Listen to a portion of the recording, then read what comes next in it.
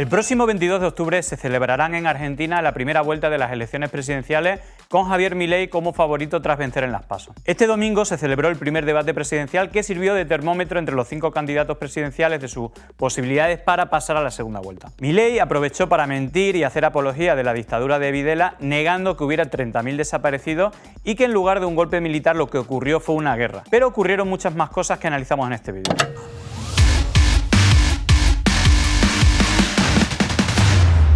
En apenas un par de semanas se celebrará la primera vuelta de las elecciones argentinas, donde se podría elegir al presidente del gobierno si supera el 40% de los votos y una diferencia superior a 10 puntos sobre el segundo candidato más votado. A priori, Javier Milei es el favorito después de ser el candidato más votado en las PASO, las elecciones primarias abiertas, donde sacó un 30% de votos, mientras el partido de Bullrich sacó un 28% y descartó a Larreta, y el peronismo sacó un 27%, donde Massa se impuso a Grabois. Aunque todo parece indicar que se disputará en una segunda vuelta o balotage el próximo 19 de noviembre, según las encuestas de intención de voto, justo antes del debate electoral, Milei tendría un 35% de apoyo frente al 30% de Massa, el 25% de Bullrich. Muy alejados estarían Schiaretti y la candidata de izquierda Bregman.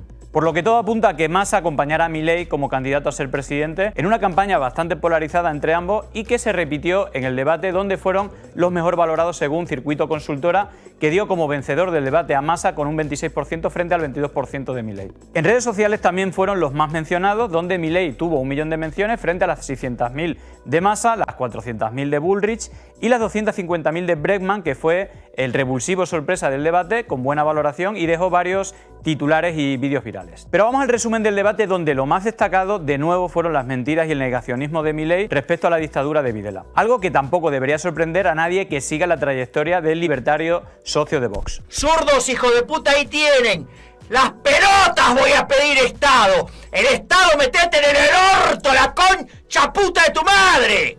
¿Sabes qué? Me lo paso por el orto el Estado. Uno de los momentos estrella fue cuando Massa le pidió a Milei que pidiera perdón al Papa Francisco por haberlo insultado en repetidas ocasiones, y la respuesta no pudo ser más distópica. Dijo que esos insultos fueron antes de ser político y que no le costaría nada volver a pedir disculpas como ya hizo en el pasado, cuando en realidad nunca lo ha hecho. Javier, más que una pregunta, te quiero hacer un pedido. La Argentina tiene millones de fieles católicos y ofendiste al jefe de la Iglesia. Quiero pedirte que aproveches estos 45 segundos para pedirle perdón al Papa, que es el argentino más importante de la historia. Bueno, mis afirmaciones fueron hechas en un contexto cuando todavía no estaba en política. Y parece que estás poco informado, porque sabés que yo había pedido perdón por eso. Y lo volvería a hacer, porque no tengo problema. Porque si me equivoco, no tengo problema en repetir que estoy arrepentido por ello. Hay que recordar que los ataques de Milei hacia el Papa Francisco han sido numerosos y todos han sido ya como líder de La Libertad Avanza. Incluso pudimos ver hace apenas 2 semanas cómo volvía a hacerlo junto al periodista de Fox News, Tucker Carlson, en una entrevista que solo en Twitter vieron más de 400 millones de personas. El Papa, sí, lo voy a decir de frente, es el representante del maligno en la tierra, ocupando el trono de la casa de Dios. ¿Vos sabías que el Papa impulsa el comunismo con todos los desastres que causó? Y eso va contra las propias Sagradas Escrituras. Andá, digamos, al Viejo Testamento, Samuel 8, y te va a decir todas las aberraciones que implica el Estado. Te va a sacar tus hijos, te va a sacar a tus hijas, digamos, te va a sacar, digamos, tus mejores campos, te va a sacar tus burros, te va a sacar todo lo mejor. ¿Para qué? Te va a esclavizar. Entonces no tengo ningún problema en decir lo que digo del impresentable que está en Roma. Así. Aunque lo más execrable de sus intervenciones fue la repetición de su negación de que hubo 30.000 desaparecidos durante la dictadura, afirmando que solo fueron 8.000, cuando el propio ejército o incluso documentos desclasificados de la CIA hablaban de más de 22.000 detenidos y desaparecidos en 1978, cuando aún quedaban 5 años de dictadura. Por otra parte, nosotros valoramos la visión de memoria, verdad y justicia. Empecemos por la verdad. No fueron 30.000 los desaparecidos, son 8.753. La cifra de 30.000 desaparecidos es difícil de comprobar, teniendo en cuenta que el método más repetido por las juntas militares era la detención, tortura y desaparición mediante el lanzamiento al mar o a grandes lagos como el Cadillal. Y a esto hay que sumarle la huida y el exilio masivo de familiares que nunca volvieron y no pudieron denunciar. Si llevo un pañuelo blanco, es porque a mí también me arrebataron lo más preciado que tiene una mujer, un hijo, Alejandro. Para los vuelos era rotativo y todos los oficiales de la Armada participaban, sin excepciones, con la idea de que todos quedaran comprometidos, de que no hubiera nadie que pudiera decir yo no tuve nada que ver. Es excepcional identificar, y es muy excepcional identificar en casos de vuelo, porque la mayoría de personas que fueron dispuestas de esta manera no aparecieron, sus cuerpos no aparecieron. Además de esta barbaridad que ya vimos enunciar junto a Ricardo Bussi en Tucumán, el hijo de Antonio Bussi, uno de los mayores genocidas durante la dictadura, se permitió el lujo de repetir palabra por palabra lo que dijo Masera en el juicio a las juntas de 1985, negando un golpe militar y nombrándolo como una guerra con ciertos excesos. Durante los 70 hubo una guerra. Y en esa guerra, las fuerzas del Estado cometieron excesos. Lo único que yo sé es que aquí hubo una guerra entre las fuerzas legales, donde si hubo excesos, fueron desbordes excepcionales. Uno de los frentes por donde más fue atacado Javier Milei en su promesa de dolarizar el país, que fuera criticado por Massa, y también eliminar el Banco Central, algo inaudito en países democráticos como criticó Bullrich. Zimbabue, Ecuador y El Salvador. Eso es lo que te propone Milei. Zimbabue, Ecuador y El Salvador. Poner la bandera de otro país en las Malvinas o en el Banco Central, como plantea este señor, es simplemente renunciar a la sangre de nuestros caídos y renunciar a la soberanía para el desarrollo de nuestras empresas. El destino de las pymes está condenado si este señor gobierna la Argentina. De todos los países del mundo, hay muy pocos países que no tienen Banco Central. Si yo les digo cómo se llaman, ustedes ni siquiera saben dónde quedan. Kiribati, Tuvalu y Micronesia. Todos paraísos fiscales. Eso significa que vamos a tener en la Argentina un paraíso fiscal. Pero sin duda, la sorpresa de la noche fue la candidata de izquierda Miriam Bregman, candidata del Partido de los Trabajadores Socialistas, que hizo viral su frase desmontando la figura que Milei quiere construir de sí mismo, mostrando un león contra el poder económico, al llamarlo gatito mimoso del poder económico. Sí, porque Milei llega hasta acá hablando contra la casta. No es casta, pero hace alianzas con Barrio Nuevo. No es casta, pero le arma las listas a Sergio Massa. No es casta, pero lleva una vicepresidenta de la casta militar. No es casta, pero ya se mudó a un barrio privado, como muchos de los políticos que él critica. Milei es un empleado de los grandes empresarios, que han ganado millones en estos años, algunos viviendo del Estado, y con él esperan ganar mucho más. No es un león, es un gatito mimoso del poder económico. O también al desmontar la falacia repetida 1000 veces contra el comunismo a la que Bregman achacó que se lo chivó Macri o que lo copió del Rincón del Vago. Esto último acabó siendo tendencia en Twitter. Mire, el comunismo donde se aplicó fue un fracaso en lo económico, en lo social y en lo cultural, y además mató a 150 millones de seres humanos. ¿Me quiere decir por qué lo quiere aplicar acá? Javier Milei, yo no sé si eso te lo dictó Macri del Rincón del Vago, pero la verdad que es falso. Es una fake news de características enormes, que se repite, pero no porque se repita mucho en las redes sociales, pasa a ser verdad. Javier Milei dice estas cosas y acá le quiero hablar a la juventud. ¿Por qué inventan estas cosas? Porque él tiene que ocultar que defiende a ultranza a un sistema capitalista donde el 30% de la comida que se produce se tira mientras los pibes y las pibas se mueren de hambre. Porque él defiende un sistema basado en el robo del trabajo asalariado. Nosotros, en cambio, yo soy socialista, Javier Milei, defiendo otra cosa. Defiendo que todos los recursos de la economía se puedan planificar en función de las necesidades sociales y no de un puñado de ricos que son los que vos defendés. En todo caso, Milei no fue el único que recibió ataque. En este caso, Massa, siendo flanco fácil al ser el ministro de Economía de un gobierno con una alta inflación y otras debilidades, que no desaprovecharon ni Milei ni Bullrich. ¿Cómo siendo el peor ministro de Economía puede ser un buen presidente? ¿Cómo puedes dividirte en dos personas? Seguramente Massa no sea el mejor candidato posible, pero es el único que tiene posibilidades de frenar al desastre antidemocrático que supondría una victoria de Javier Milei, que ha sabido explotar el odio a la clase política de la población, donde él se define fuera de esta categoría, pero que por otro lado ha dicho brutalidades como estar a favor de vender a los hijos o sus órganos y que luego ha tenido que dar marcha atrás. ¿Vos estarías de acuerdo con la venta de niños? Hablar contra ese benchmark, parece muy abstracto, en especial en el estadio de donde está la sociedad argentina hoy. Es una discusión filosófica Digamos, yo, digamos, o sea, ni siquiera, digamos, sé cuánto estamos preparados para esa discusión filosófica, porque hay cosas mucho más tangibles. Pero la respuesta no es no. Si te preguntan, ¿no estás de acuerdo con la venta de niños? No, porque depende, digamos, depende en qué términos estés pensando. Tiene que ver con lo que decidió la sociedad y cómo la sociedad piensa determinadas cosas y determinar esas reglas de juego. La mayoría de las personas que yo conozco, si vos estarías de acuerdo con legalizar la venta de niños, te diría no.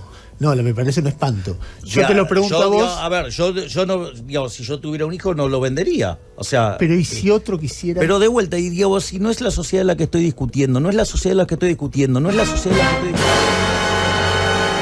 También ha sabido explotar la eficacia del tecnofascismo con el uso de la mentira y el odio y además el uso de cuentas falsas y bots y medios de fake news como La Derecha Diario, propiedad de Fernando Cerimedo, que a su vez es el estratega digital de Milei y que llegó a afirmar en una entrevista que solo en Argentina manejaban más de 50.000 cuentas falsas controladas por inteligencia artificial. En Pandemia Digital ya analizamos campañas de desinformación con este blog de fake news de protagonista, como la campaña que culpabilizó a Cristina Kirchner de su propio atentado. Precisamente tanto Milei como Bullrich tienen vinculaciones con el entorno que está detrás de este intento de asesinato a la vicepresidenta. La célula operativa que perpetró el atentado, los amablemente llamados copitos, el grupo político de superficie llamado Revolución Federal, junto a otros grupos satélites, ciertos dirigentes muy relevantes de la actual oposición política, como el señor Milman, y la principal estructura de financiamiento, por lo menos la que está comprobada, el grupo Caputo, de evidentes vinculaciones con el macrismo. Los elementos vinculados al hecho se entrelazan con los dos principales candidatos de la ultraderecha argentina, sus comandos de campaña, sus entornos de acción política, con Javier Milei y con Patricia Bullrich. Nosotros somos querellantes en la causa llamada Revolución Federal, y lo somos porque yo estaba en la lista negra de las personas que ellos iban supuestamente a matar. Incluso hemos podido ver cómo Bullrich, en su esposa de campaña electoral, se centraba en crear una gran cárcel para acabar con la delincuencia que llevaría el nombre de la doctora Cristina Fernández de Kirchner, y todo esto tras campañas de difamación personal y de lawfare que la han sacado de la batalla electoral. Me comprometí a terminar con el caos de esta Argentina arrasada. Y una de mis primeras medidas apenas asuma va a ser construir una cárcel de máxima seguridad en una zona aislada. Este penal modelo será el destino final para narcos, corruptos y asesinos que hoy gozan de impunidad y protección de los políticos kirchneristas. Esta cárcel va a ser diferente a todo lo que tenemos hasta ahora, con inhibidores de señal telefónica, sin celulares, vigilancia individualizada, una guardia incorruptible y tolerancia cero. El futuro es con los delincuentes y corruptos presos de verdad. Es ahora y es para siempre.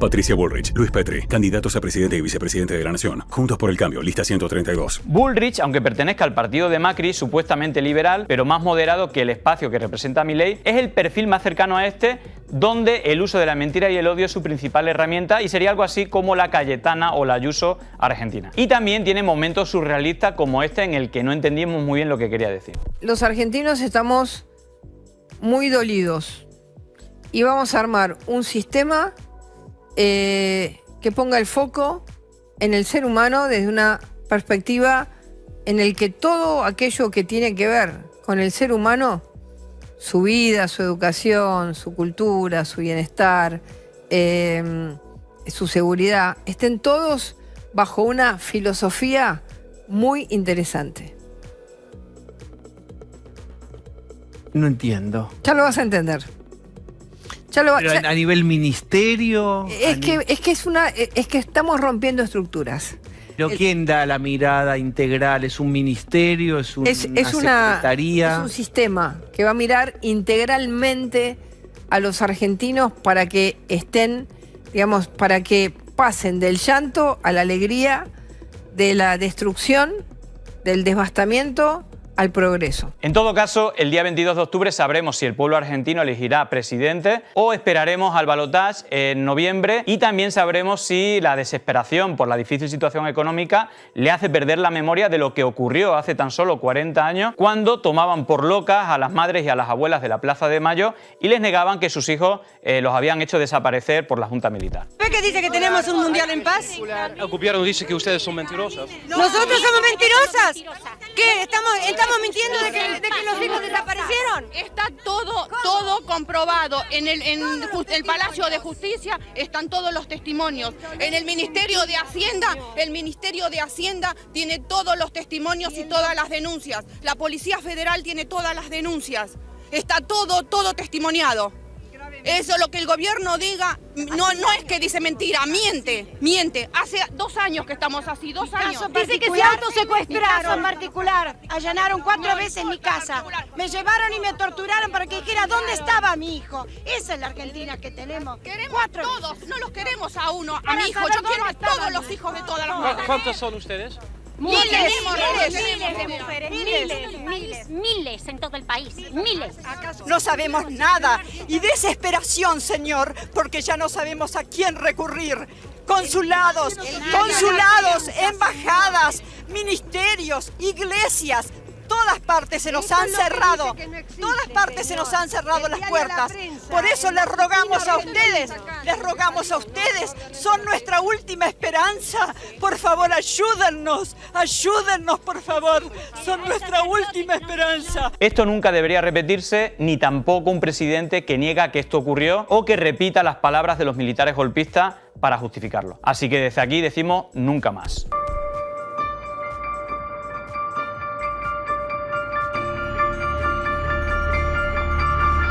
Frente al desaparecido, en tanto esté como tal, es una incógnita el desaparecido. Si el hombre apareciera, bueno, tendrá un tratamiento X.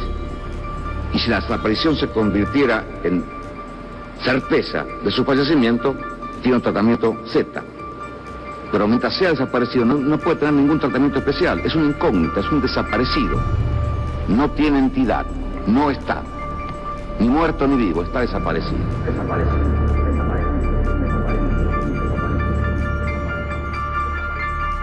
Así que nada, esperamos que os haya gustado el vídeo de hoy. Nos vemos la próxima semana. Compartidlo en redes si os ha gustado. Y nada, nos vemos la próxima semana. Chao, chao.